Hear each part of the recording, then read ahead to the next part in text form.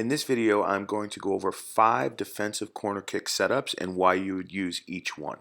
So on this one, we have 2 players on the near and the far post. We've all seen the value of that.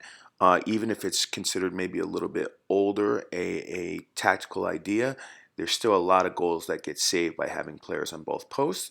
If you see that the other team is going to play a short corner and they're going to use 2, the 2 players with the arrows there will go out and guard 2 for 2. You're never going to guard 2 against 1 because you're too easily beat on the dribble. They'll penetrate into the box.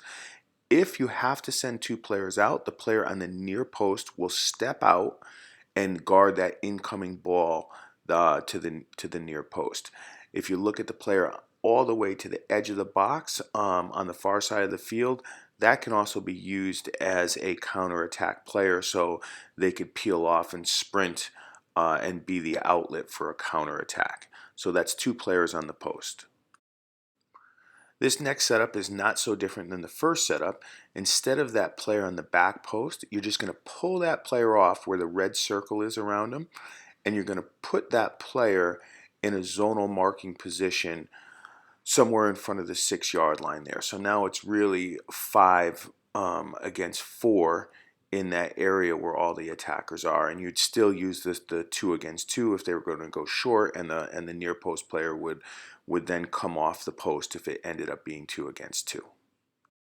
In this example, we see the team has 3 players. It's a short corner, 2 players right on the ball, but a third player, normally that would be an outside back cheating his way down.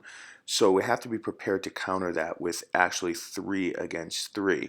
At that point, you could see the red circled player on the near post would have to step out. You have 4v4 marking in the box, and again, the far player can be your counterattack outlet player if you win the ball, and you could see the arrow where that player would go on the counter.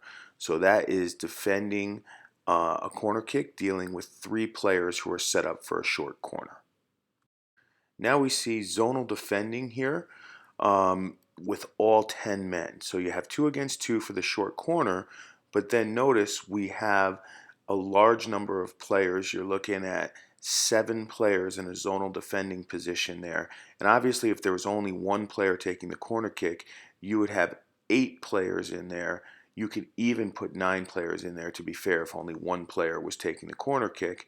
And there is no counterattack player up the field, but this is something that you're seeing more and more now in some of the professional games with 9 to 10 players in a zonal defending, and the attacking players just set up outside and run into that zone, but it's very difficult to score because you're dealing with 9 to 10 players in a zonal defending tight area in front of the goal.